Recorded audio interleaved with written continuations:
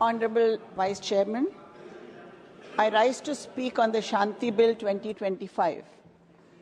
Sir Albert Einstein said that peace cannot be kept by force.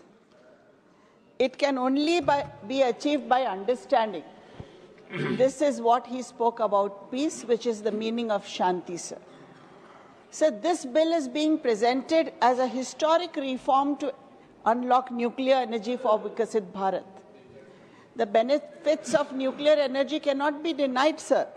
But if we look beyond the slogans, we are socializing risk, privatizing profit, and postponing the hardest questions on safety, waste management, and accountability.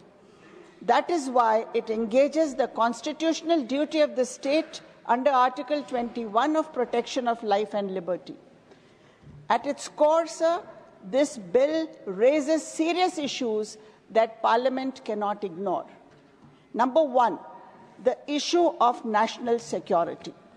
So this bill risks national security by allowing private nuclear ownership with weak safeguards, with enabling hidden foreign control through shell companies, funds, software, or AI over critical nuclear infrastructure.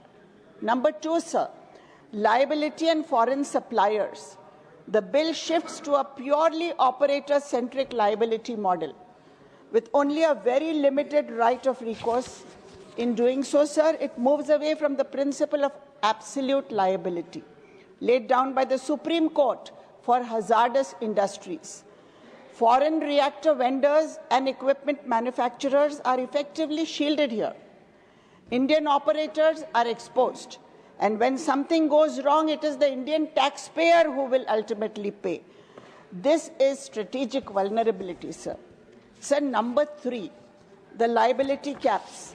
The second schedule fixes the liability at 3,000 crores, which is about $410 million for the larger reactors and much less for the smaller units. Sir, in the Bhopal gas tragedy, the settlement had reached in 1989 was about $470 million. Today, this bill proposes a lower dollar value cap for nuclear accidents, even though nuclear damage may be far longer and far widespread than anything. Accidents are not measured in megawatts.